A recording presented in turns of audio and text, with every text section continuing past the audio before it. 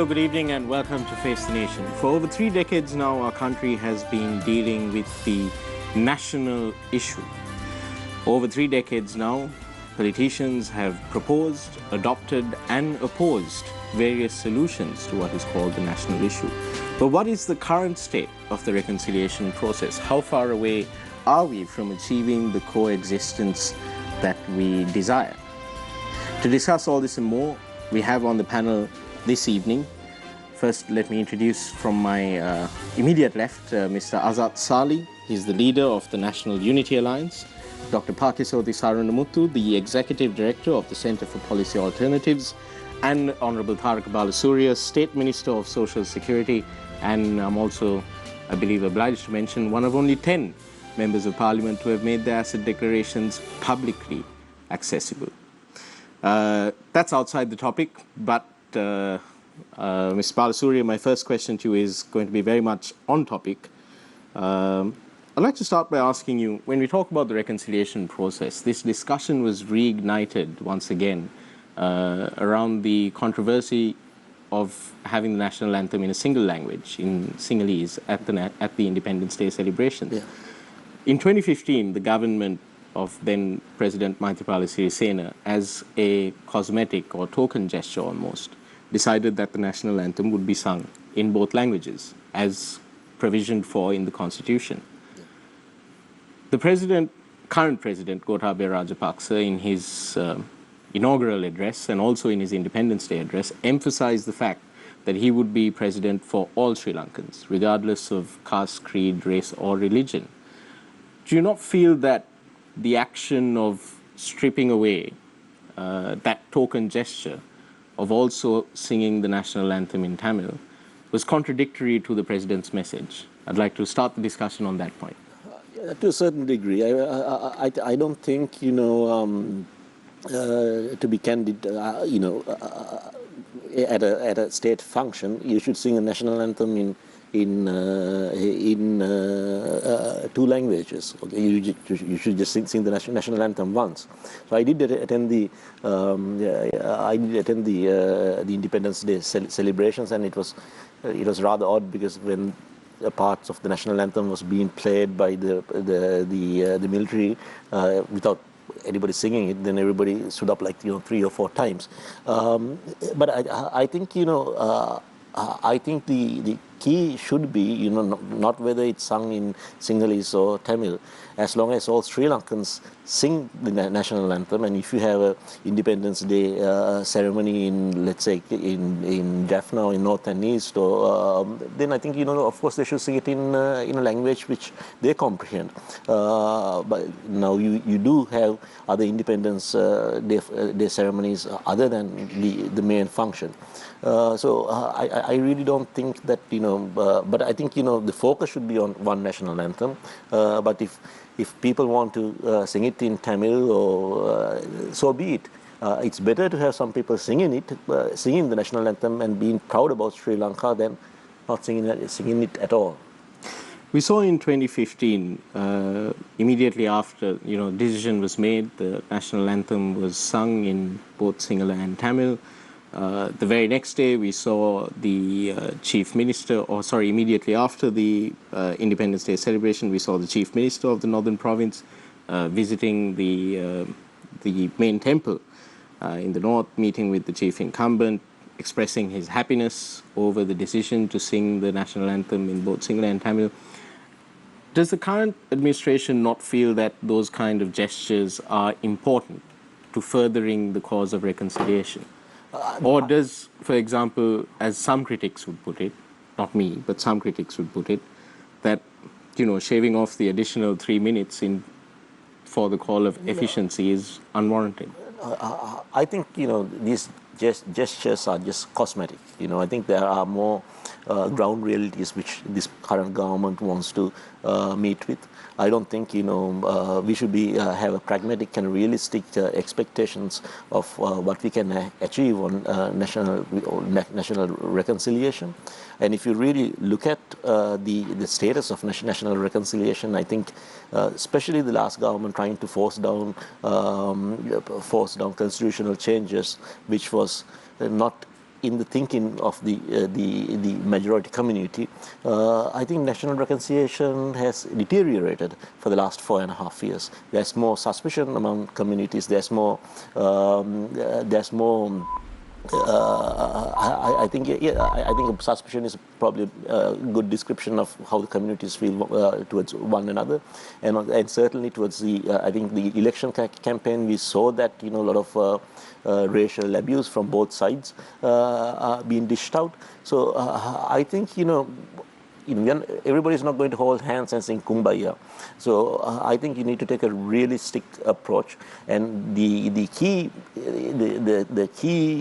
I think is that that people should get along, and in order for people to get along, that you need to have precise laws and opportunities, equal opportunities for everybody.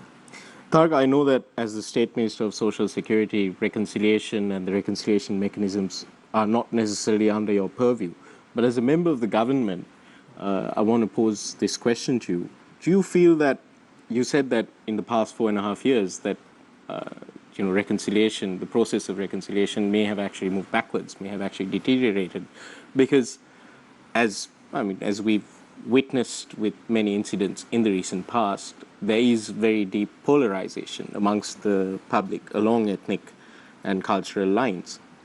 What is the current administration's plan to tackle these? I mean, under the previous government, we saw the establishment of institutions like the Office for National Unity and Reconciliation, or ONUR. There was the Secretariat for Coordinating Reconciliation Mechanisms. Yeah. There were constitutional amendments that were being proposed and which are being debated in Parliament, in the Constituent Assembly.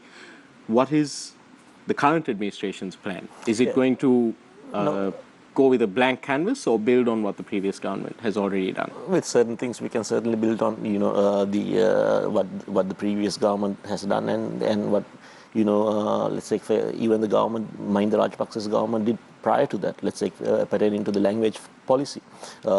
Basically, Vasudeva Nanayakkara, when he was minister of I'm not sure what he was, but national languages and national languages. Then he introduced this policy, and I remember at that time I was working at Sri Lanka Insurance, and then he sent a directive, and we were like, oh no, because we had to reprint our stationery, and which is very expensive affair. But in the long term, it has worked. So I certainly think certain things we need to continue the land policies and all those. We need to continue from where we left off, or where the previous government left off.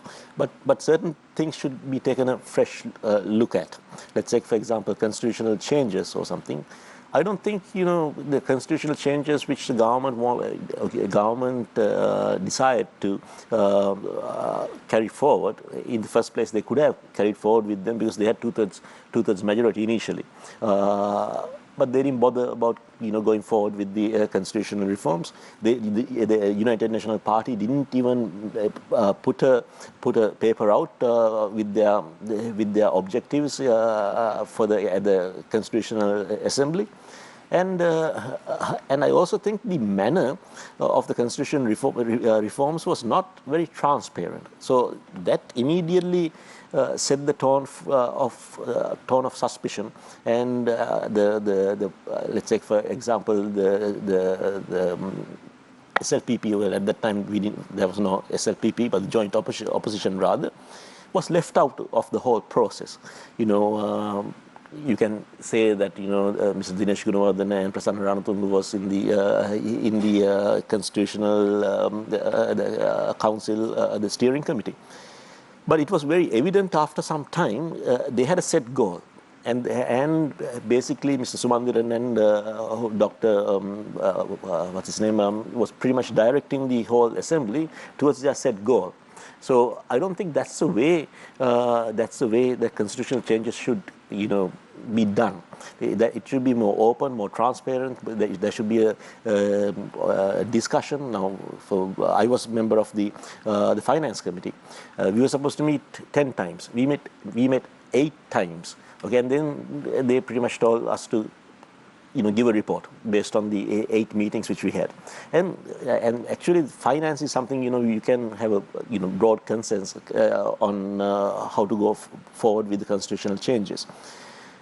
But the steering committee met, I think, some ridiculous number of times, like 84 times, or and then after about, You're saying that there were no results. I don't think there was We'll go into this in some genuine detail. intention in bringing out results. But even if if there were results, I think it would have been it would have been disastrous, because it's not.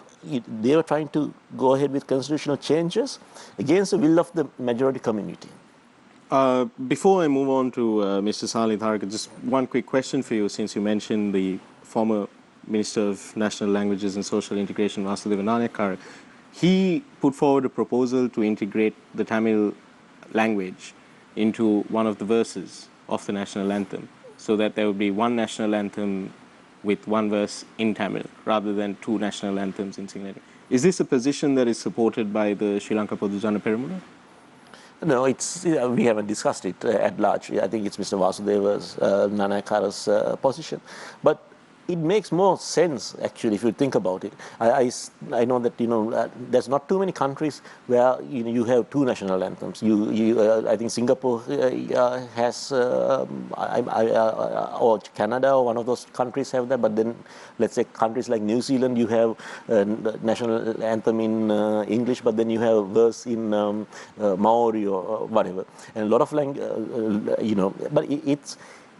National anthem is a representation. I think at the end of the day, if it represents all communities, and if all communities feel proud about it. So the Indian national anthem is in Bengali, but everybody sings it. So as long as you feel proud about it and you feel part of it, then that's what we should try to achieve. Thank you, Honorable Tharaka Balasuriya, State Minister of Social Security. I next move my attention to Mr. Azad Salih, the leader of the National Unity Alliance. Mr. Salih, is the National Unity Alliance still part of the United National Front for Good Governance? Is that still functioning? And what is your position on the current state of reconciliation in the country? We have signed up in the alliance at the last presidential election. That still continues. We have not yet taken a decision, but we are thinking of forming a broader alliance and going forward separately is our intention. And we have had 4 or 5 rounds of meetings with various parties. Just for the clarity of our viewers, will you be joining the broader alliance that is being proposed by the opposition leaders? No, not yet. We have not taken that decision, because presidential we were. But now we have still not decided on what we will be doing. And just to add to your question on this national anthem. Yeah. See, this invitation. This is an invitation that was sent out in 1949. That the national anthem will be sung in Tamil and Sinhala. See, Colvin R. De Silva said, one language, two countries, two language, one country. Today we are seeing that. And when the president makes a statement to say that I am the president for the people who voted against me and the people who voted for me. So virtually he is the president for the whole country. And when we thought that attitude of the previous Secretary Defense would change, and then we will have a president who will be the president for everybody. And we can see justice and fair play among society. But today, when you see the Independence Day, it was a very bad sight. Actually speaking, the Tamils were really disappointed. And when people questioned the MPs why you didn't come and take part in the National Day celebration, they openly said the decision that was taken by all the MPs is that we will not come because they have stopped. Because this was sung. Okay, after some time it was stopped. Again it was started in 2015. And up to date it was sung. And I don't see why you go to stop that. Because two national languages. If there is only singer-only language like the Bandaranaike time, it's all right. Here you have the two languages as the national language. And what is the harm that is going to come by singing the national anthem in Tamil. Or you should have made the national anthem in both the languages as one. Like the UNP's national anthem has all three languages, no? So you should have the national anthem with both the languages straight away, without getting the Tamils to sing in Tamil, the Sinhalese to sing in Sinhalese. Without that, you should have gone there. Or you should have said, we will try to do this at the next Independence Day event. Something to, this is what you call reconciliation. When you hit and hit and hit, where is reconciliation going to come? It can't come. Because your attitude has to be that, your image has to be that. Only by saying at meetings is not going to help.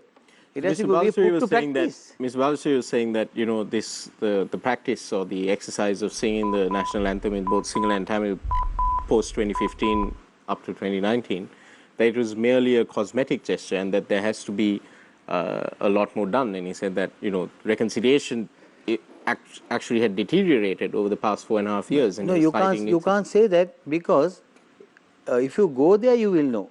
The development that has taken place in Jaffna Peninsula and the northern province, you can go there and see.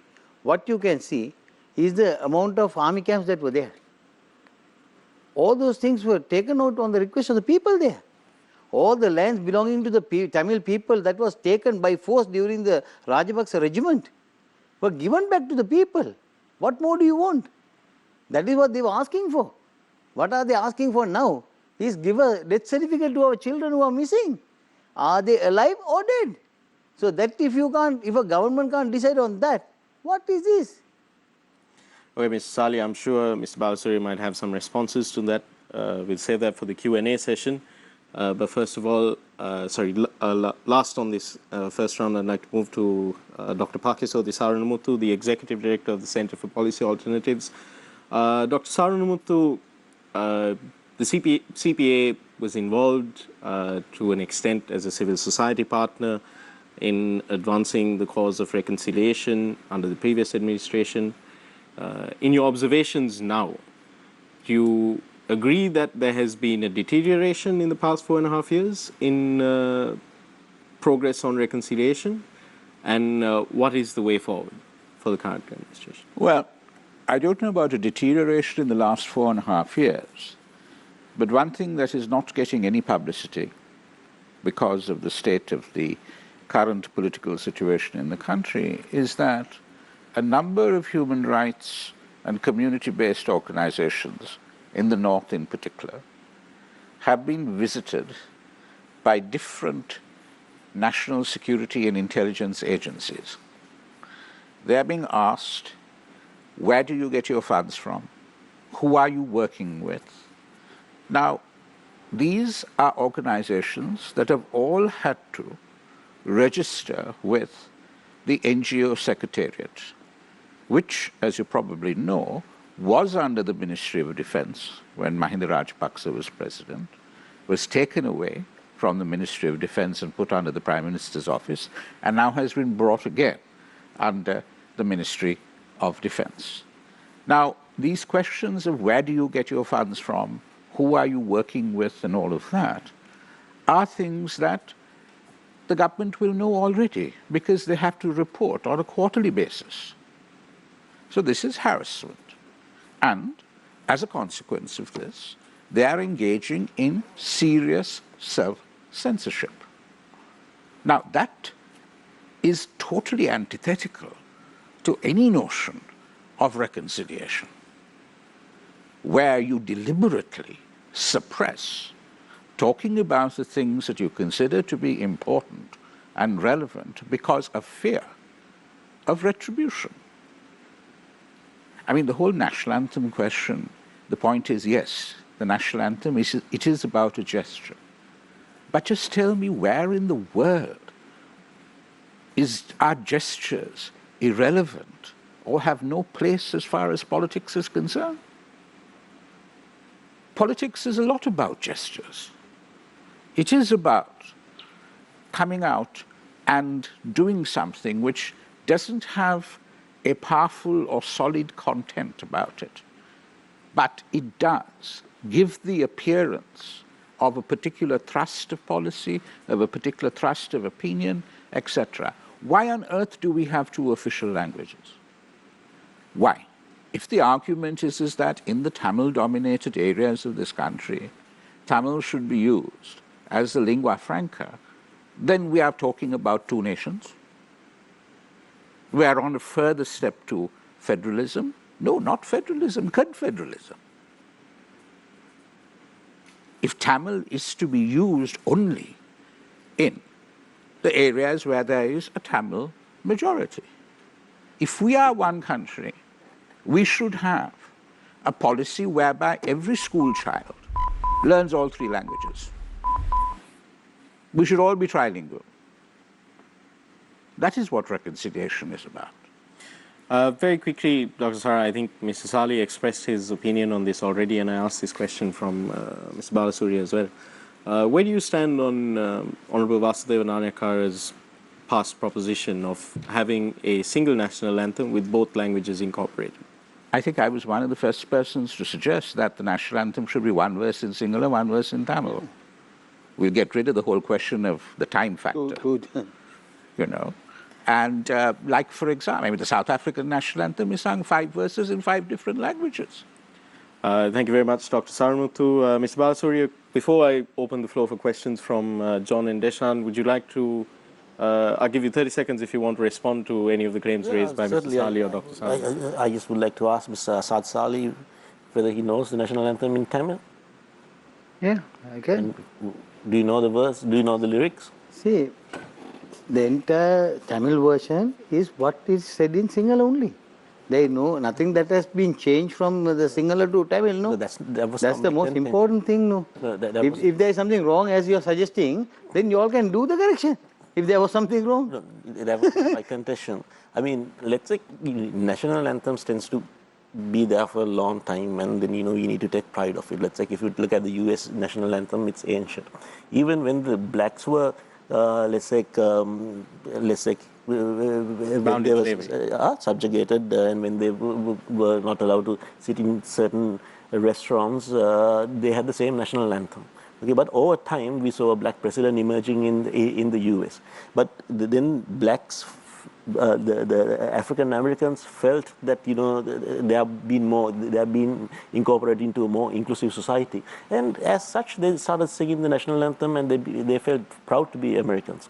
So I think my contention is not whether the national anthem is in Sinhalese, Tamil, or whatever the language it is. That it could be in a different language, but it's that we need to feel proud to sing it. You need to know the words of your national anthem. So I think when you advocate that everybody should, this is how it should be done, and if they're not actually singing it, then there's no point in having it in Tamil. So I think because and why they're not singing it is because there are some underlying issues which first needs to be addressed. And I do agree with Dr. Saranamuthu that gestures are important, but gestures alone is not important. No, definitely. What I'm saying is, with the last government, they had a golden opportunity to come out with the constitution, but they didn't do that. And so there's no point blaming Mahinda Rajapaksa or SLPP for they had 2/3 power. Are we talking about the national anthem, or are we talking about the last government's record as far as reconciliation is concerned? Well, both, I suppose. Aren't the two interconnected? Two different issues. As a gesture and the underlying work that needs to be done in order for that gesture to be meaningful. No. I mean, gestures alone are not enough. They're never going to be enough. You have to back it up with solid content and solid... No, more than anything is the 19th Amendment. When the 19th Amendment was bought, out of 225, 224 voted for it, no. Now everybody is saying it's not good. Everybody who voted is saying not good, no. That's the most important. That means they have not gone through the Constitution Amendment. One person who voted against is not in Parliament. Anyway. Well, actually, all right, so on that note, I'll open the floor for questions from Deshan Gonawala and John Fernando. Go ahead. Thanks, Nadeem. I think I want to pose this first question to Dr. Saramuthu. Dr. Saramuthu, see, a lot of people speak about reconciliation, and one of the allegations that have come from the majority community is that under the term of the previous government, there was essentially what some would say pandering to the minorities. You saw how that reflected at the presidential elections, and I'm sure in the work you do on social media, things like that. These issues have come about. But what I'm trying to ask you is, like Mr. Sali mentioned about how the minority communities need to be made to feel more inclusive. How important is it that we have buy-in from the majority community into what is trying to be done? I'm just going to give you a small example. One thing is, Mr. Balasuri mentioned the Constitution. There was an air of secrecy around the Constitution when it came to most people. In Sri Lanka, you have the tradition of going and informing the Mahasangha, going to the chief prelates in Kandy, getting their blessings, that kind of thing. But we didn't see this happen when it came to the reconciliatory mechanisms. How important is majority buy-in? Well, a couple of things. First of all, I don't think inclusivity and participation is just about going and telling the Mahasangha what is happening. This country is more than just the Mahasangha. I was just giving you an example, though, so of what happens. The point is that if we're going to have a consultation process, it needs to be properly island-wide and participatory. With regard to the whole question of pandering to the minorities, let's understand one thing. 72 or 75% of this country's population is Sinhala Buddhist. Correct. However, the Sinhala Buddhist community in this country behaves as if it is a majority with a minority complex. It feels that it's besieged, that the Muslims are going to take over, that the Tamils are going to take over. I mean, this is ridiculous. When are we going to have a Sinhala political leader who will get up and say this is rank nonsense? Exactly. But Dr. Saranmuthu, when is it that fair to, I'll just interject there, is it fair to place that blame squarely on the majority community? Because, for example, in the East, you'll find areas where there are Muslims who are afraid that the Tamils are going to take over that specific area, or there are Tamils who are afraid that Muslims are going to take over a specific area. The bigger question. And these are also, these fears are also fueled by local politicians. Yes, And but if I can the question in the country as a whole is the point about the Sinhala community feeling that the Muslims are going to take. I mean, we remember the Goebbelsian propaganda at the height of the Buddha Balasena. We remember that. Did anyone come out and say this is absolute nonsense? How many politicians did come out and say that? Not a single. Did a member of the Sangha come out and say that? No, not a single. This is what I'm talking about. So, yes, there is a question of pandering for votes, granted.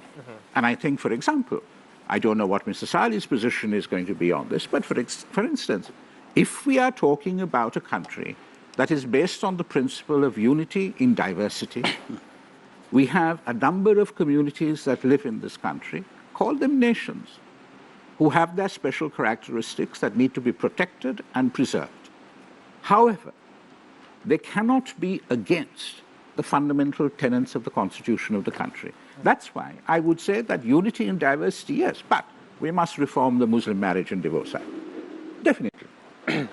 That's a complete violation of human rights as far as I'm concerned.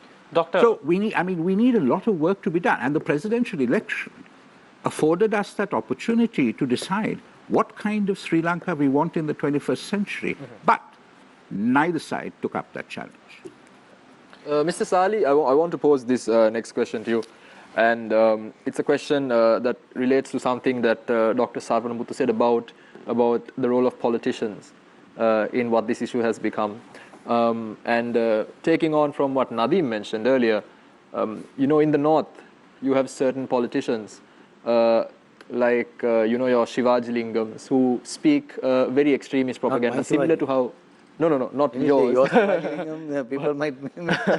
But, similar to how there are politicians of that nature in the south, you do have them in the north.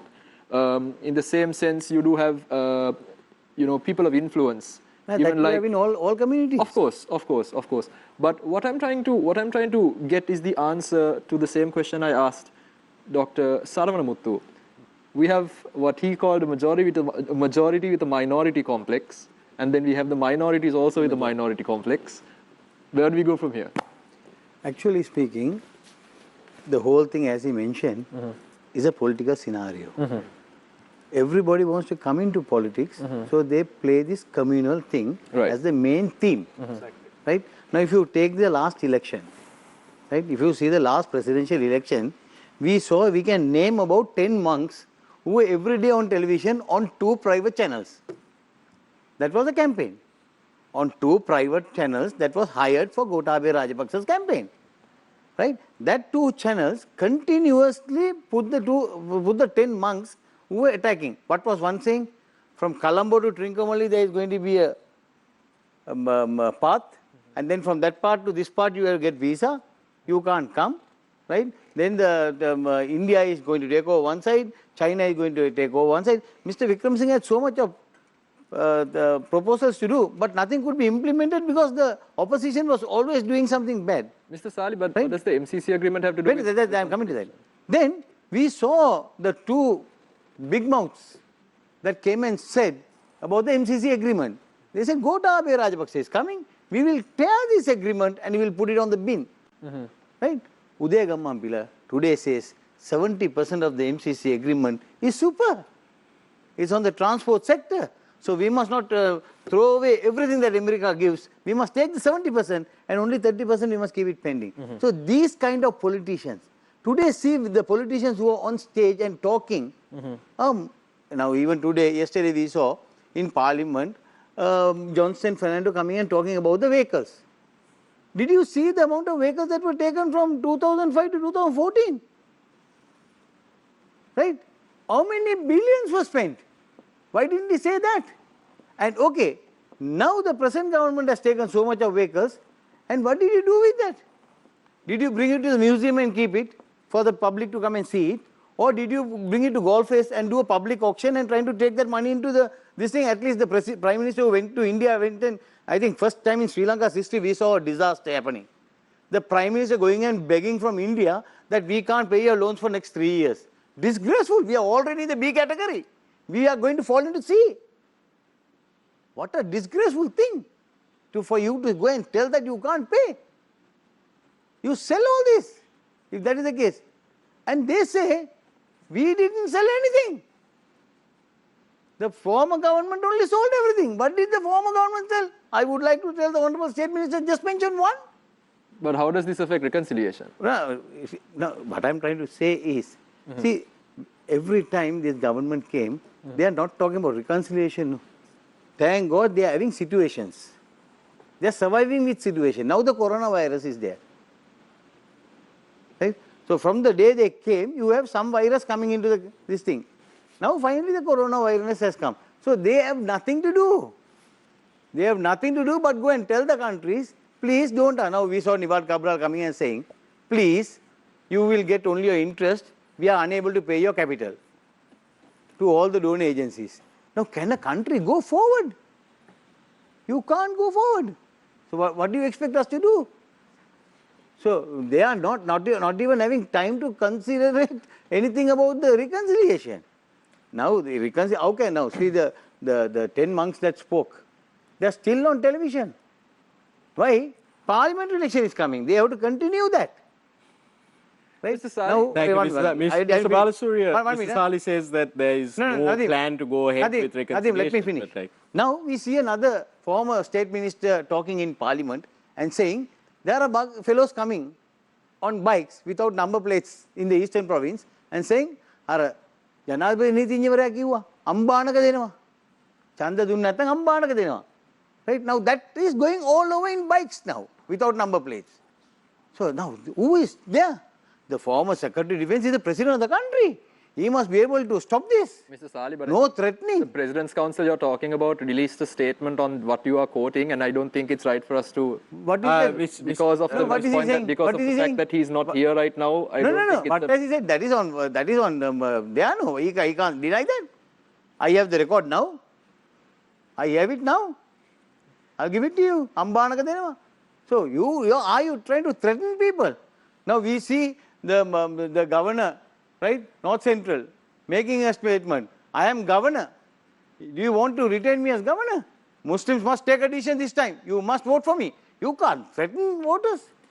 Mr. Balasuriya, on the allegation of intimidation of voters from minority communities, vote for us or else, and also on the fact that Mr. Sali is alleging that the government has no plans to move forward with the reconciliation mechanism. Well, what do you have to say that's to Mr. that? Sali's opinion. Unfortunately, 69 lakhs of people has had a different opinion. But the point which he made about the two singular media channels. But have we done any analysis of Tamil media? Have we done an analysis and found out, how has the Tamil media impacted? Because most people watch the two channels which Mr. Sali is talking about. We only, elaborate on those two channels. But then we also need to be fair and then elaborate on the, the Tamil media and the Tamil newspapers and certainly the array of gossip which, speculated went from, Mr. Gotabaya Rajapaksa has sharks and then he's feeding people to sharks. So that was in a single media, no? Not only in Tamil, not only the single media, in certain single media, So and also, media, in Tamil media. So and I also think that every year, about as far as what you said that Mr. Rajapaksa went and Mahinda Rajapaksa is begging. Every year we beg. Okay, we've been begging for such a long time. If we don't realize, our budget deficit, then we've been begging since the J.R. Jayawardena days, and and then we come to Sri Lanka, and the finance minister comes to Sri Lanka and says that we got this much of money. Okay, that's the reality of it. No, we are begging is all right. Yeah. We are begging, that is to get, no. We are not saying that we have taken, no, we can't pay. Yeah. I think we'll keep the discussion focused on the reconciliation process. And there might be a correlation between us, No, between the nothing like that. nation's I mean, it's poverty an opinion. That's an opinion. reconciliation. But then we'll also keep I the think discussion. so if the economy is at such dire strait, is he really blaming a government which doesn't have a parliamentary majority, which has been in power for 2 months, for the deterioration of the economy? So what did they, if the government performed so well during the last 4.5 years, in the first place they wouldn't have been voted out of power. Okay? But we saw the economic figures, and then we saw how the GDP growth deteriorated year on year. Okay, so I don't want to talk about the economy. I think we have not been born yesterday, and everybody knew the performance of the Japan government. But certainly, I think in order for us, usually in order for us to start the reconciliation process, I think you need to understand why there is let's say, and I certainly agree with Mr. Saranamuthu stating that the Sinhalese have, although they are majority, they have a minority complex. I think part of it might be historical. I don't know. Maybe I think we should ask an anthropologist or whatever. But Sri Lanka is a small country, and there's 70 million Tamils living in Tamil Nadu, and historically we have had experiences of the country being invaded over and over again whenever they had a strong dynasty or strong kingdom in Tamil Nadu. So I do agree with him saying that there is a minority complex with the Sinhalese. But the point I was trying to make was that in order for us to understand reconciliation, we need to go to the roots of it. Okay, usually there's ethnic tensions. I think humans by nature, they tend to have a community or like a tribalistic instinct, and nobody is born racist. I think it's the environment which you are brought up, and then then you either due to those tribalistic instincts, then you get pulled towards one side. But the issue is, how do we overcome these instincts, these minority complexes in the majority community, minority complexes in majority communities in localized areas? How do we overcome those tribalistic instincts and build a common national identity? I think the tribalistic instincts kicks in, let's say, if there's not proper allocation of resources, for example. And then, let's say, if there's discrimination towards a certain group, which had been the case historically in Sri Lanka. The Tamil community was discriminated by, as you correctly said, due to the 1956 language policy, and then thereafter, maybe the education reforms in the 1970s. Yeah, but I think we have moved on from there. We have moved well beyond that point. But now, the issues between the communities. Recently, I visited Jaffna, and there are certain, let's say, administrative issues which we should deal separately, such as the case of language. Now, in the case of language with technology, you can translate pretty much from language to language using technology. But I think the real issue, which the Tamil politicians keep bringing up, it's about Tamil aspirations. Okay, it's not about Tamils being discriminated. I think it's a question of Tamil aspirations. So, how do we meet? But those aspirations come from a place of discrimination. So I think they originated certainly. The armed struggle was obviously due to discrimination, and but certainly moving forward, now I feel that it's more of a question of aspiration, and of course for the Tamil people to look after their own affairs, which should be rightfully so. Provided that that the Sinhalese fears of that part of the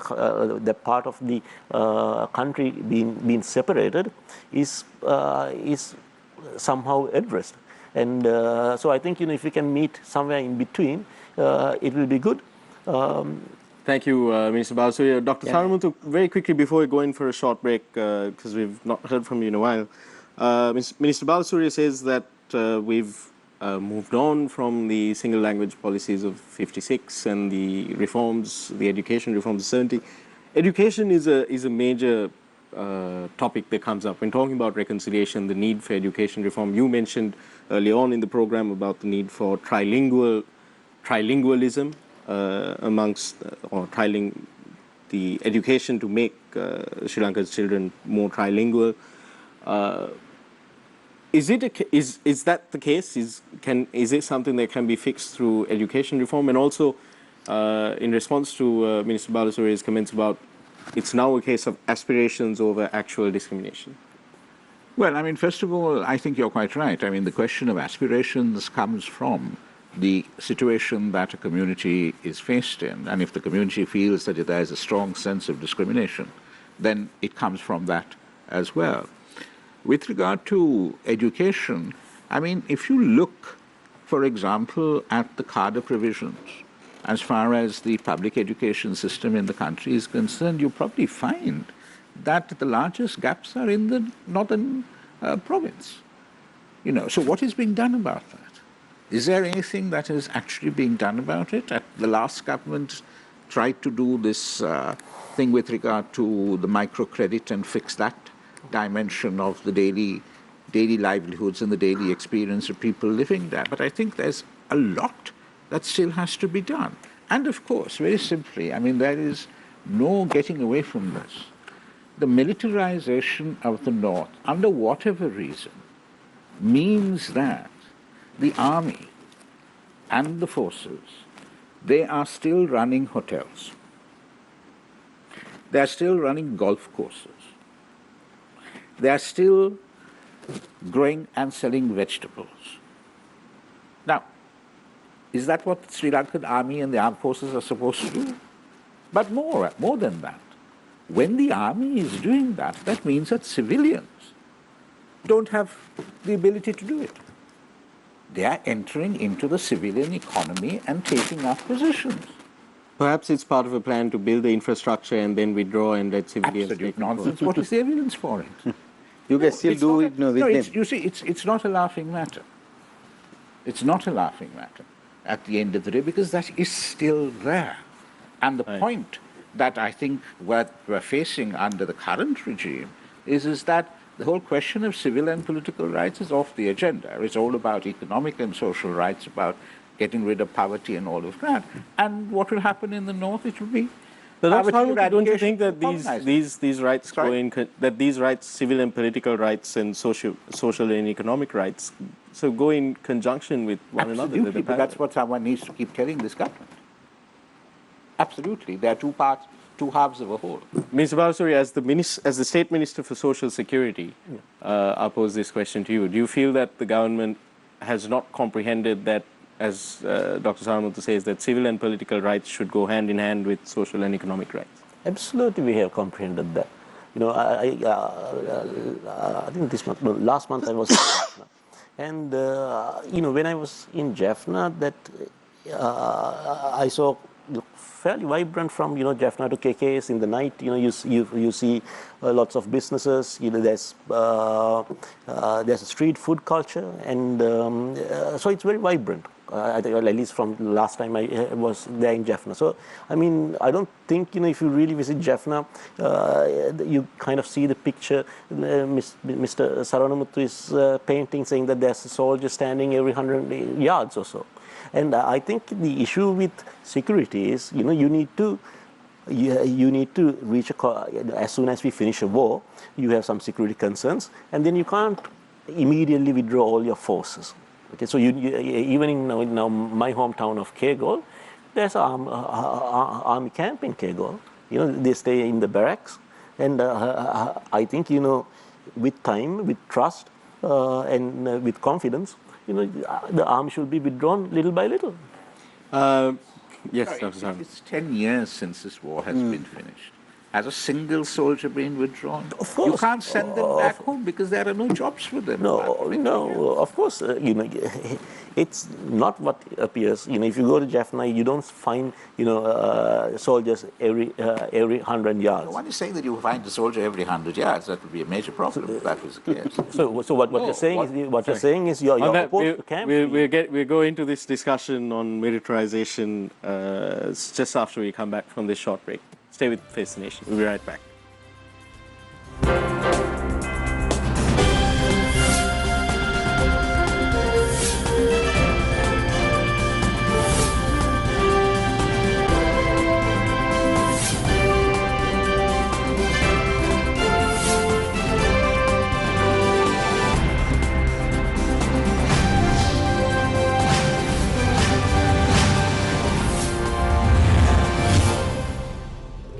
අලුත්ම සින්දු උණු උණුවම වැඩි වරුස ඇත හැලුණත් නොයන ප්‍රේමෙට වගේ අලුත්ම TikToks උණු උණුවම थोड़ा रेशम लगता है थोड़ा शीशा लगता है අලුත්ම games and challenges උණු උණුවම මේ ඔක්කොම බලන්න සතිය දවස් 5ම දඟරල්ල බලන්න දඟරැල්ල සතියේ දින 5ම උදෑසන 10ට.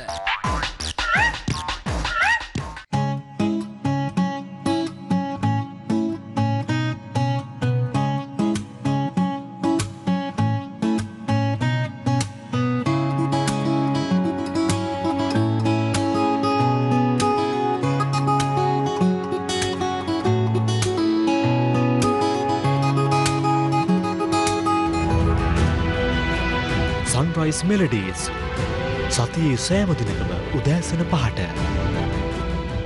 Good evening. Welcome to Brainbusters with Slip Season 2. 27 schools across the island. 27 selected students testing their brains to win the ultimate championship.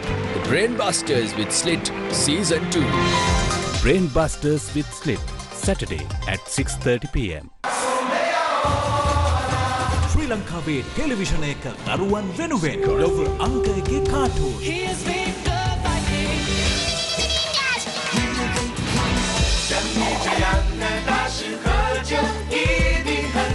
නැවැන්ත ළමා චිත්‍රපට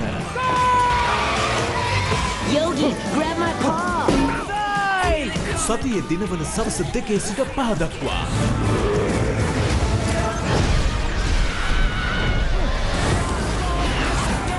සති අන්තයේ උදෑසන 7 සිට දහවල් 12 දක්වා. Eddie, you are not an athlete. දැනුමයි රසයයි දෙන එකම තැන. TV1 ආලින්දේ ලැබෙන ළමා ලෝකය. So beautiful.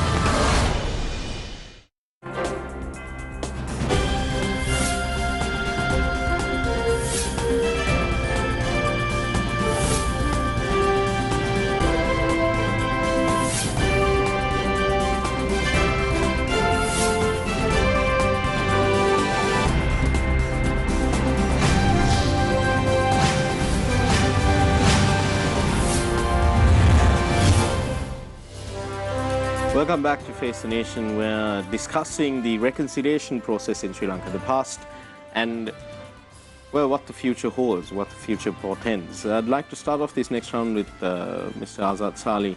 Mr. Sali, when we left off, we were discussing, militarization in the north and east.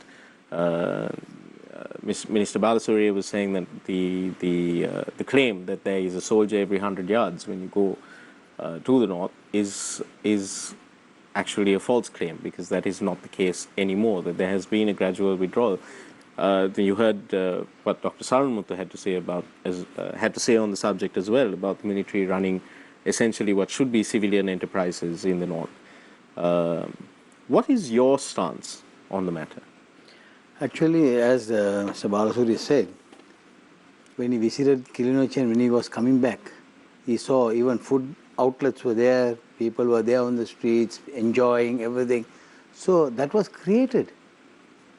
Before that, that was not the scenario. Nobody used to come after 6 o'clock outside, because so many camps, so many people on the street, so much of soldiers on the road, they couldn't even move around. And people were just followed wherever they went to. That was the situation. But we changed it after 2015, the entire situation changed. And that people could not watch, or they couldn't wait and see that the development is happening. People are getting their lands back. Tamil people are getting settled. Most of their issues, even though they were not with the government, the TNA was almost part of the government, like they were getting everything done. They have got an airport now, emergency airport done. Today, planes are coming and landing in Jaffna. So all that is being done. So he has gone and seen it himself. So now, when that reconciliation is coming that way, what do? We hit them again. Come on, no national anthem for you. Get to a side and wait. Be in Jaffna. Don't come this way.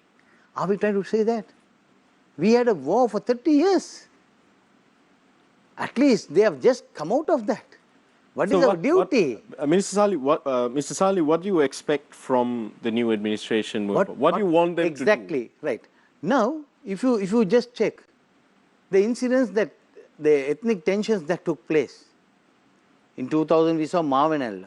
Several millions were spent for compensation. Take Aludgama, you take Digana, you take Ampara, you take Gintota. The former president made a statement to say, who did all this? Is the Portua guys. He mentioned it that way.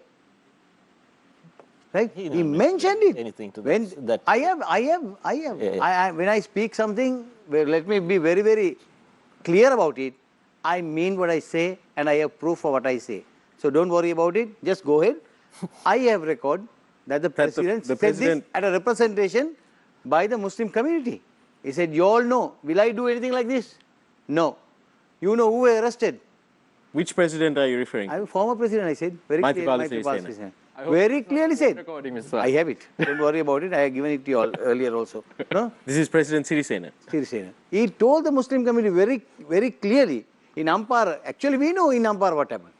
The mosque was completely demolished. For what?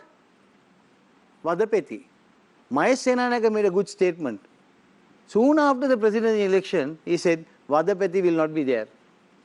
No demonstration by the monks. Nobody will go before Dalada Maligawa.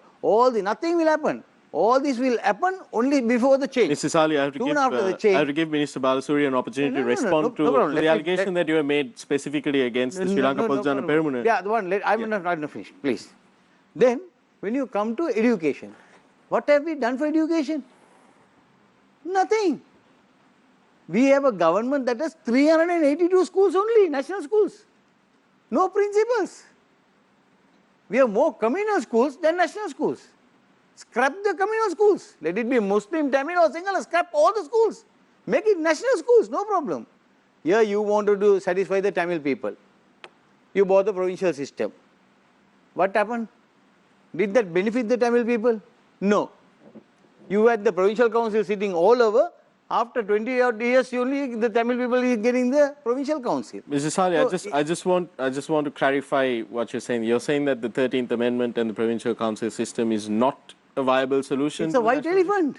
It's not. It's a white elephant. That's what I'm trying to say. It's white. Now this education system also, they gave all the schools to the provincial councils. No.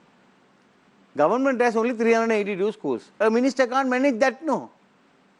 Okay. You Mr. don't Sali, have principals in the schools. I'll come back to this issue of the 13th Amendment, but first I must give Minister Balasuri an opportunity to respond to the allegation that you made.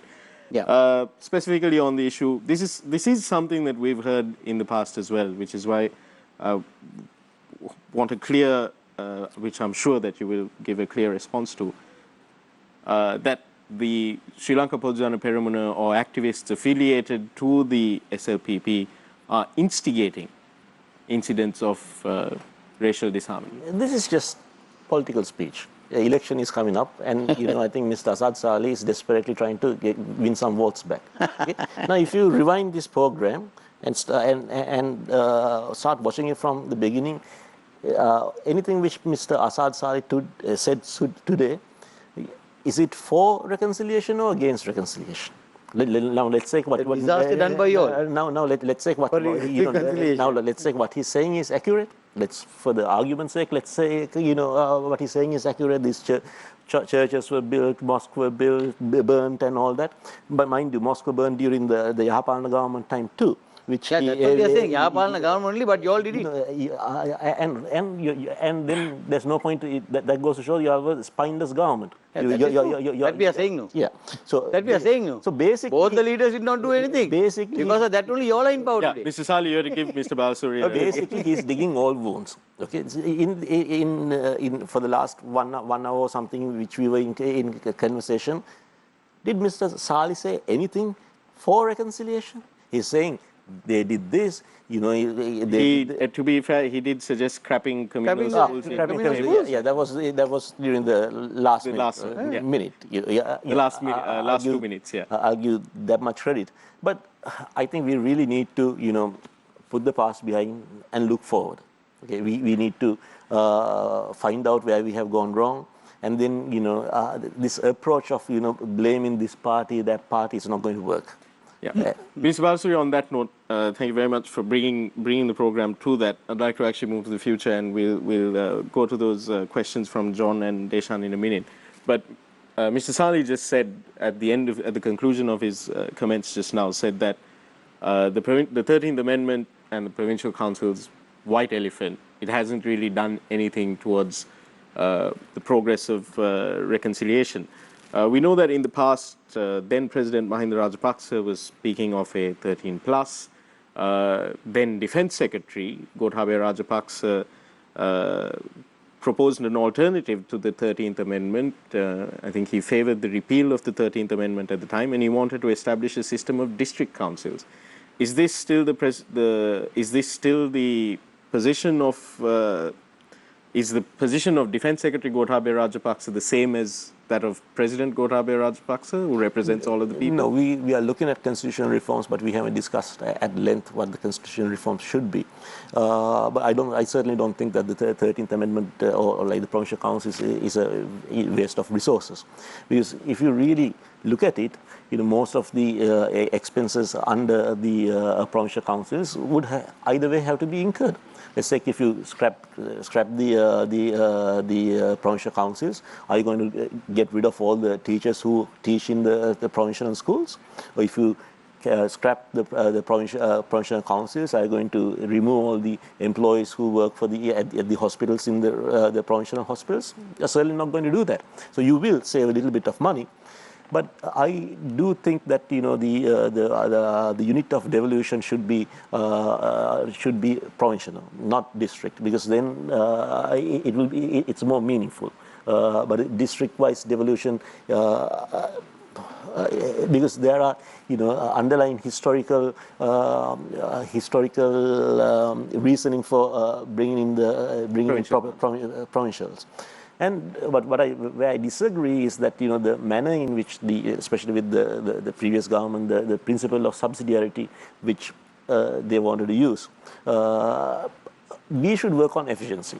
If I want to get a passport, if I can get the passport at a Pradesh level, or if I can get it at a provincial level, or if I come to Colombo and get my passport, we should work on the most efficient system.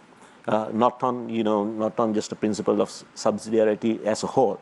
So I think the power devolution. Let's take now under my ministry, I have the Social Security Department. Certainly, I would not be opposed if the entirety of the Social Security Department was devolved, simply for the reasoning that if someone in Jaffna wants a wheelchair, why should somebody in Colombo determine that? But there are other aspects that, let's take the devolution. Once I was, having a chat with Mr. Sumandiran also, and pertaining to land and police powers. Certainly, forget about North and East. If you go sometime back in time, there were very strong chief ministers. And I think if chief ministers of that nature are to come in the future, to get elected in the future, and if they are given police and land powers, I fear that I won't be able to do politics in my district, let alone North and East. So I think it needs, and of course. The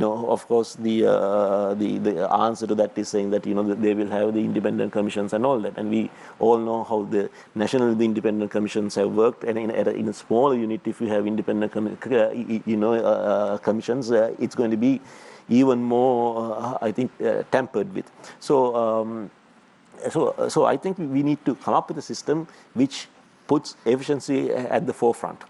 Thank you very much, Minister Balasuriya. Dr. Saramuthu, there's some very interesting proposals from Minister Balasuriya, especially on devolving social security. He was also expressed concerns with devolving police and land powers, which may be abused. And he also raised concerns with regard to how we've witnessed the lack of independence in the independent commissions. What do you have to say to the concerns raised by Well, I agree with Mr. Balasuriya's points about devolution. The question I think here is this. If you take the police, for example, if you allowed those strong chief ministers, as you mentioned, to have a police force, they could have run amok. Fair enough. So the issue is, look, should we not have asymmetrical devolution? You have certain powers that are devolved to the north and east, or to the north only, and you have certain powers that are devolved to the entire country in terms of the north and east and the southern provinces as well. And then perhaps you can get around this whole question of the fear. But doesn't asymmetrical devolution go against, in a sense, one could question that this goes against principles of equality before the law? Well, it doesn't necessarily go. Because depending on where you live in the country, the law applies to you or the way. Not that the law applies to you in different ways, but the way you interact with the law is different. Why? I don't get that. Because in the northern province, you'd have, let's say, more devolved police powers, whereas if you were living in the west or in Sabragamu or in Uva... No, the question with regard to the way you interact with the police would be different. You'd be no, it won't be different, because it's a question... The question of police powers is who controls the police. And if you are talking about devolving police powers, the provincial council and the provincial government will control the police, whereas the ordinary citizens' interaction with the police won't change. John? Yes, definitely, Nadeem. Now, we spoke about many reasons and many points where we are divided when it comes to the whole ethnic issue. Well, I would like to look at this whole situation in a different point of view. Reasons such as, well, we are all human and the same color blood run in our veins, rather an emotional argument when it comes to why shouldn't we be divided. If I pose the question as such, as why should we be united, rather than looking at in an emotional standpoint, why should we be united as a country when it comes to a logical approach, an economical approach? Minister Balasuriya? Why should we be united? Why should we be united? Rather than an emotional standpoint on why we should be united, if we take a look at it in a logical approach? I'm not sure I follow you. In the sense, now we spoke about reasons that we are divided. Let's say now when we come to from history itself, previously governments were fighting against war crime allegations, then we had certain agreements, foreign agreements coming in place, then we had to protect the sovereignty of our country. And then when it comes to all these issues, the common man is still battling out maybe the increase of fuel prices or the increase of goods. So it's clear that the journey towards reconciliation is not a simple equation. There are many factors that come into play. Yeah. So how can we rather simplify, or what's the most logical or most approachable approach to make this equation simplified and make sure that this reconciliation is practically attainable? Yeah, as you correctly said, I think there's so many reasons, but one of the primary underlying reasons tend to be allocation of resources. I think if there's economic growth, people tend to forget about people tend to forget about your differences. I think in a way the United States has done that in a wonderful manner, especially like ethnic reconciliation by focusing on consumerism. Everybody goes out and buys the next Apple phone or next whatever it is, and whether you are black or Latino or white or whatever. Right. So I think as soon as the economic progress comes in, you are like your Maslow's the theory, you move to a higher level. And then I think and also you wouldn't want to jeopardize the gains which you have had, and then you wouldn't want to be in a conflict situation and then lose the lifestyle which you're having. So I certainly think that in order for us to do, yes, we need to talk about the political differences, political aspirations and the differences separately. We need to come up with solutions for administrative issues like the language policy and all those things. Yes, I do agree that we need to reduce the number of army camps or the armed personnel in the north and east in probably in a staggered manner. But certainly, more than anything, we need to get economic progress. If you look at the JVP uprising in the south, it was an economic factor. So, but if people are better off, it's very unlikely people will go and fight. Minister Balasuriya, you've made some fairly progressive statements tonight, including on you referred to your own ministry, State Ministry of Social Security. You spoke of this should ideally be devolved because Social Security should be closer to the people. You've spoken about devolution of other powers as well, and that at the core of devolution, that efficiency in public service delivery should be the end goal. Yeah. When it comes to like such devolution, even on the issue of demilitarization, as you just mentioned, is this your personal opinion of Mr. Tharaka Balasuriya, or is this the position of the Sri Lanka Podujana Peramuna? It's both. It's a position of it's my position and also the party's position. I think the disagreements which we have is merely at the speed at which things needs to be done. I think maybe Dr. Saravanamuthu is of the opinion that things should be much more faster than this. But certainly there's this notion that the SLPP is opposed to devolution. That's not the case. But we don't support devolution for the sake of devolution either. We support meaningful devolution, which will increase the efficiency of the system. I think if you leave alone the ethnicity of the people, if you just ask a Sri Lankan, what's the most pressing problem at this time, most likely the Sri Lankan will say the functionability. Nothing in Sri Lanka is functioning.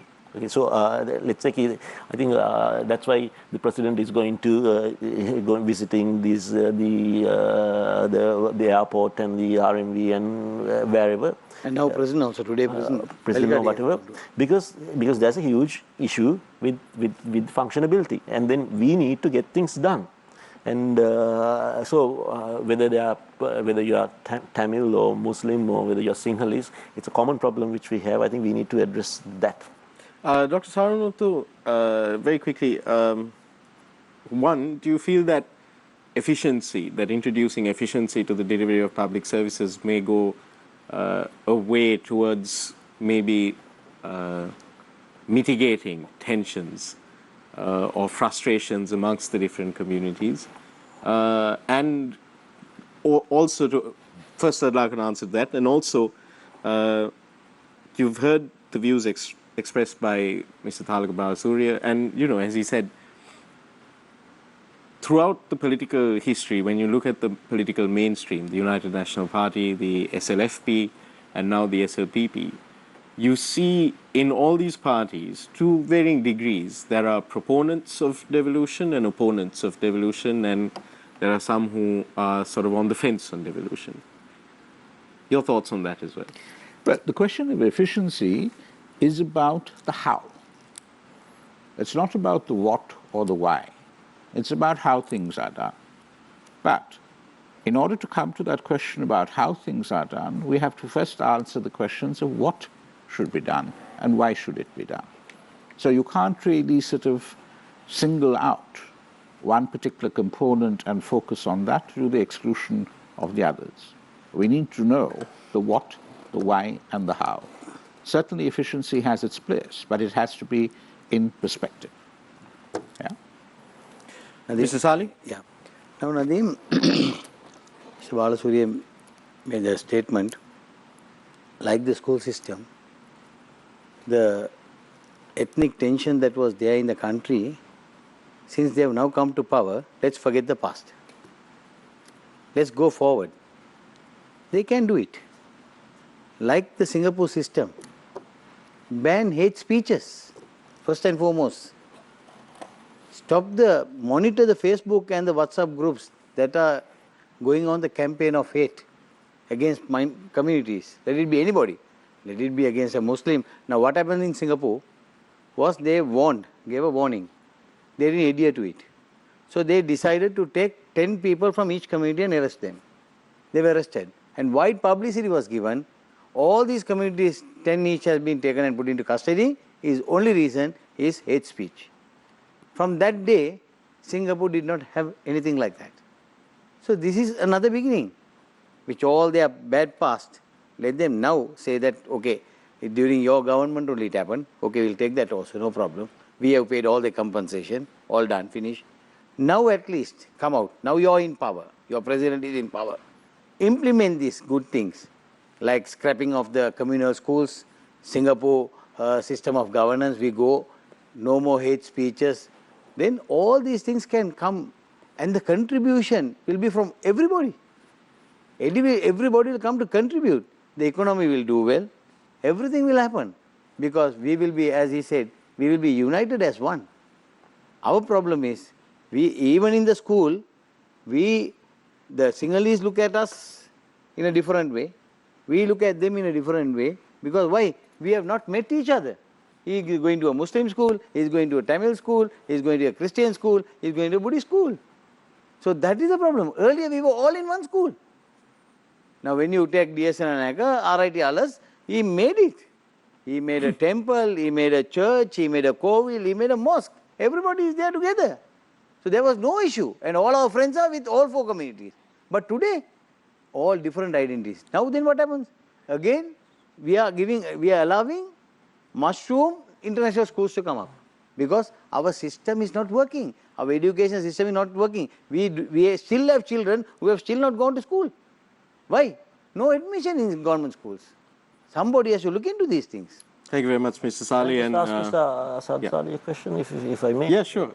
I just want to know, now, if that's a stand which you take, do you feel that, like laws like the Tesawalami law in Vietnam, it should be changed? See, if you are changing the Canadian law, Tesavalam law, all that once and for all come out with a proposal. You see, anybody, now see, as Dr. Sarvanamuthu said, the marriage law, 1 minute. It restricts, other communities from owning land. Am I correct? Yeah, that's what I'm saying. So now, as Dr. Sarvanamuthu said, the Muslim Marriage and Divorce Act. See, we were already sitting and working on that. And finally, when they were hurriedly trying to, the previous government was hurriedly trying to do it, we went and put a stop to it. We said, no, let us sit, let us do our consultation, let our people sit and discuss. Then we came into conclusion and we handed over a project and proposal, and that was accepted. So that is how it has to go. You come through if it's an issue of the Muslim community, come through us. If it's a problem with the Tamil community, go to them. Sort out with them, because they will like to give you a solution, rather than you forcing the solution on them. Mr. Saleh, would like to go to, before we go in for the final round, I'd like to go in for questions from Deshan and John. But before that, just to highlight to our viewers that there isn't such a thing as a perfect system, because we constantly look to Singapore as a model, and we say that once upon a time Singapore looked towards us as a model. Just to sort of clarify that, there's a recent study that was done by the Institute of Policy Studies in Singapore, which surveyed respondents between 2013 and 18, and over half of all Malay and Indian respondents in Singapore, Singaporean citizens of Malay and Indian origin, felt racially discriminated against. This is just to highlight to our viewers that, reconciliation is not some unique problem that Sri Lanka is facing. It is an issue that people face wherever, different communities live together around the globe. What you can do is try to fix the system to ensure that everyone can live with dignity and respect. And on that note, Deshan, John, to you. Thanks, Nadim. I think we are a bit tight on time, so just a very quick one to all three panelists. Nadim, to close up, if I may. If you could, from your respective fields of study or from your respective professional areas, look at three particular points. You're never going to be able to achieve everything over the course of 5 years.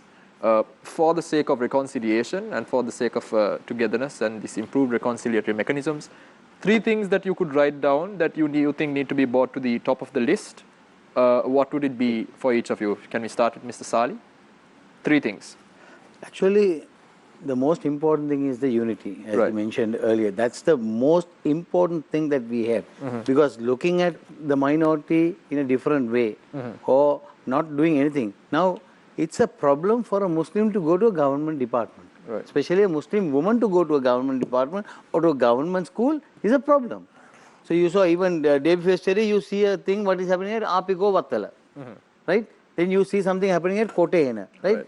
So the laws are not there, but people are taking the law onto themselves. Correct. So this has to be stopped. Okay. So how you stop? It by bringing strict regulation. Right. So that you don't intimidate somebody, you don't harass a minority just because he's a minority. These are that's the freedom that we have. Oh, don't forget that we were part and parcel of the independence for this country. Absolutely. Right? So, Mr. Saleh, we have done that, we have done contribution, we have given our lands to you all, we have done everything possible. We want to live in peace. Absolutely. Not in pieces. Mr. Saleh, so unity, better laws, and what's the third point? Unity, better law and better administration. No, most important thing is the administration. But now, simply coming and saying that we don't have majority in parliament is not the solution. Mr. Vikramasinghe came and took office with 40 members of parliament in 2015. Right? Then they brought the 19th amendment where 224 people voted.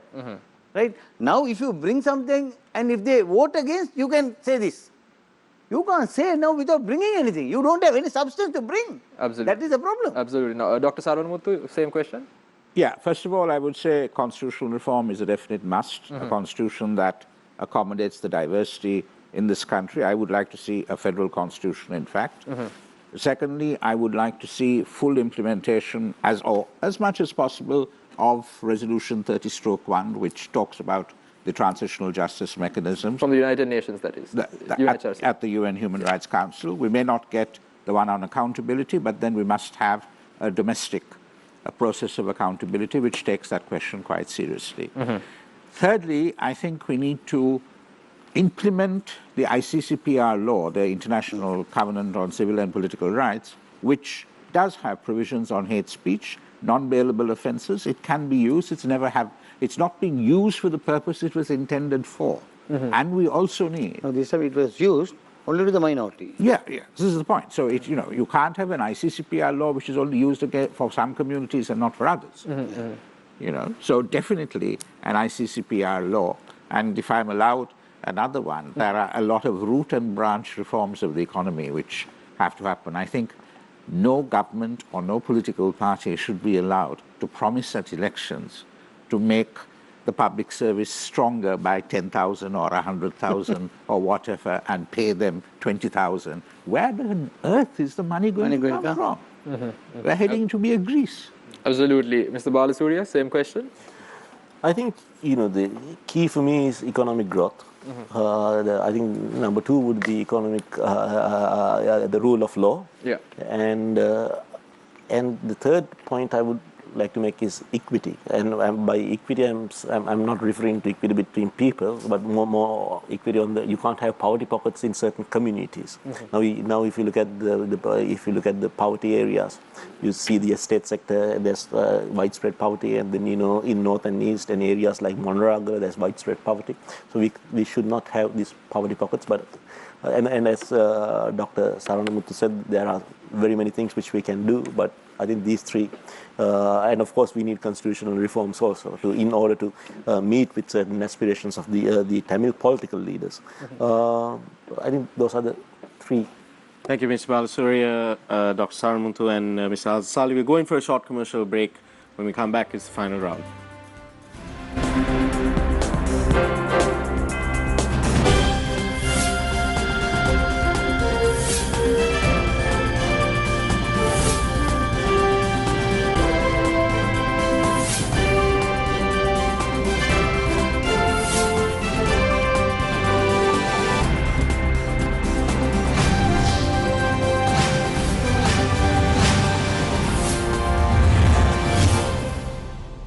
අලුත්ම සින්දු උණු උණුවම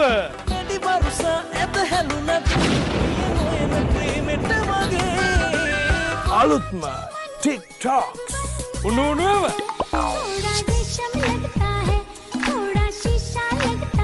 අලුත්ම games and challenges උණු උණුවම මේ ඔක්කොම බලන්න සතිය දවස් 5ම දඟරල්ල බලන්න දඟරැල්ල සතියේ දින 5ම උදෑසන 10ට.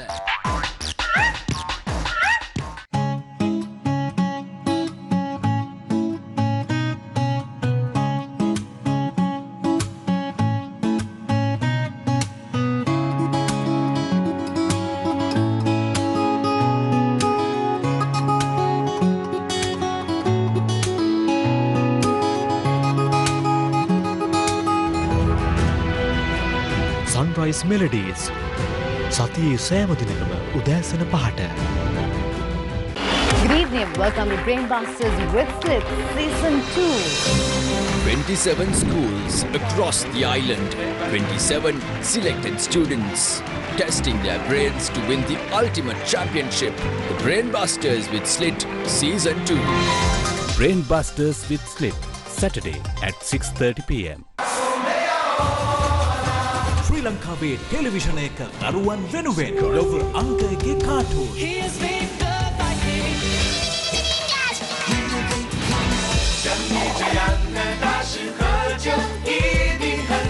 නැවැන්ත ළමා චිත්‍රපට Yogi, grab my paw. සතියේ දිනවල සවස 2 සිට 5 දක්වා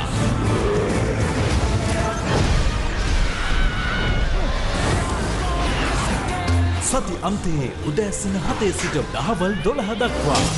Eddie, you are not an athlete. දැනුමයි රසයයි දෙන එකම තැන. TV1. ආලින්දේ මැවෙන ළමා ලෝකය. So beautiful.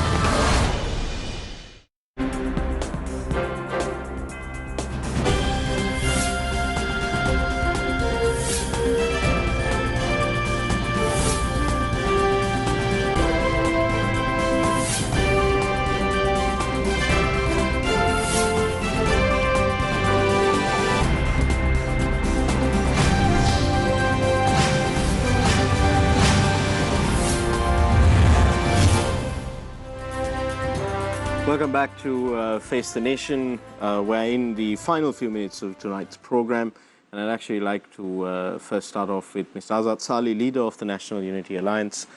Mr. Salih, you've criticized the actions of the previous government when it came to progress on reconciliation. You've spoken about the lack of, well, it's a 2-month-old government, but so it's difficult to say lack of progress, but let's say lack of commitment in the current government towards the reconciliation process. You suggested, among the suggestions that you made, was that we do away with communal schools and introduce national schools in their stead.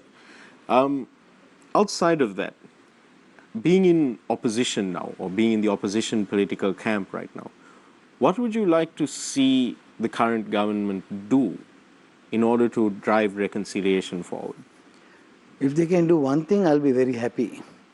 Because we have seen the last presidential election as the most peaceful election in Sri Lanka's history. We want that to be seen in the next parliamentary election. No intimidation, no attacking of minorities, not burning minority places of worship or shops, not threatening, no bikes without number plates going in saying people not to vote or ambanaka denawa. These type of things have to be stopped. Right? That itself will bring very good results during this election. That is the most important thing I want to ask them. And also tell them, don't just say that you don't have the 2/3. You bring whatever good proposal. Now you have a manifesto that you put out now. Put that manifesto to Parliament and see whether the opposition is going to vote with you or not. If they don't vote, only you say. Now we saw the Prime Minister also going and telling all the Mahasanghas that we don't have a majority in Parliament. So we can't bring anything to Parliament if they will defeat us. Don't have a second mind, a second thought of defeating us. Always be very positive. Go and put, because this is what you told the people, no, you're going to give this. So everybody wants, even Sajid Premadasa as the leader of the opposition, wants them to bring the proposal to Parliament and he is prepared to raise both the hands. So you first try it. If there is actually if they don't raise their hand, that will be good for you during election, no. You can tell the people and you can get your 2/3 then. Now you won't get 2/3 because in an election, what we have seen is a presidential election, what Gotabaya, the Excellency President has got, is enough only for 112 members in Parliament that vote. And when you see the history of Sri Lanka, every time when a president is elected and next parliamentary election, there is 20% vote coming down. So from where you are going to get your 2/3 is a thing to see. But your appearances, your performances, that can increase the vote. But today you have not done anything, only going to RMV, going before the strikers and talking to them, I will absorb all of you into that 100,000 jobs I am going to give. These are not solutions. And you just bring a mockery, right? You make Golface a mockery now, right? Today 6 demonstration, yesterday 7. Like that, every day they demonstrate. People can't go on the road now. Thank you very much, Mr. Salih. Next, Dr. Sarunmuthu. As a civil society organization, CPA has been involved in the past 4.5 years. There's definitely an opening of space, a broadening of space for civil society engagement with the state, even on reconciliation mechanisms like the Office for National Unity and Reconciliation, the Secretariat for Coordinating Reconciliation Mechanisms. What future do you envision, if any, for civil society organizations working in this area under the current government? What would you like to see happen? Well, what we would like to see happen is where this government recognizes that civil society has a role to play and that it can work with them, not necessarily for them, but work with them, that the independence of civil society will be maintained. And I think in particular, we would love to see, for example, under the Resolution 30/1, we still have to get a Truth and Justice Commission. That could be done. We can reform the Prevention of Terrorism Act. That could be done. There are a number of issues like that where government and civil society can work together for a constructive purpose. And I think that's what we should embark on rather than threatening legislation with regard to controlling civil society, which is only going to put things on a confrontationist course. Thank you very much, Dr. Saranmuthu. Mr. Balasuri, I'm not actually going to pose a question to you this final round. As the representative of the government on this panel, I'd like you to respond to the views expressed by Mr. Azad Sali and also Dr. Saranmuthu in terms of ensuring a peaceful parliamentary election, in terms of ensuring, that that civil society is not intimidated, and that there is a role that is recognized as a partner that can work with the government and not for the government. Your thoughts? Yeah, I mean, I'm certainly glad Mr. Asad Sali is giving advice to us, and then I'll certainly make a note of it, and then I will tell my leaders what he couldn't do during the last 4.5 years. Let's try and put it straight. But as for Mr. Saranamuthu, yes, we need to work with the civil society, but we shouldn't restrict it to the usual suspects. When you say the civil society, because I've been with the advisory board for the speaker, and we've been working with the civil society. And it tends to be the same group over and over again. So civil society, it should be used in a broader manner, not just restricted to some Colombo-based society. By all means, I think the CPA is doing a fantastic job, and some of the other organizations are also doing a great job. But we should also get opinions. There can be diverse opinions from other local civil society groups, which might be even regional. So I don't see those regional civil society groups participating in parliamentary committees or getting their advice. So I would like to see a true reflection of the entirety of the civil society us having dialogue with on a true reflection of the entirety of the civil society, and not just the usual suspects, or you restrict it to 4 or 5 civil societies, which where the interaction of the last government has been mainly that. But certainly it's a new government. Yes, I think Mr. Asad Sali need not have waited for elections for much long if the UMP had voted with us to have elections earlier. You didn't bring the proposal to Parliament. Yeah, but they didn't. You bring it tomorrow, they will vote, no? No, they won't. So I think what this whole exercise goes to show is we are still very divided politically. And in order for us to especially overcome some issues such as, or make meaningful gains in issues such as reconciliation, I certainly think that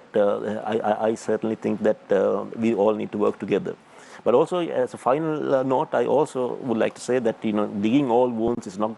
It's not going to be helpful, and I certainly understand with Mr. Dr. Saranamuthu about the closure issue, and then we need to do that. But we also have to have a political will, and not just say this government did that, that government did that, and it was so bad, Moscow.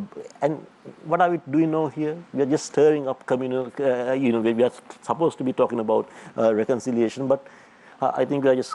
Thank you very much, Mr. Balasuri. Before I wrap up, Dr. Saranmuthu mentioned Resolution 30/1, and I know that we haven't really discussed this during the program. Yeah. But he said that one of the things that he would like to see is the introduction of the Truth and Justice Commission that was promised under that resolution, which was a pledge that was made by a previous administration.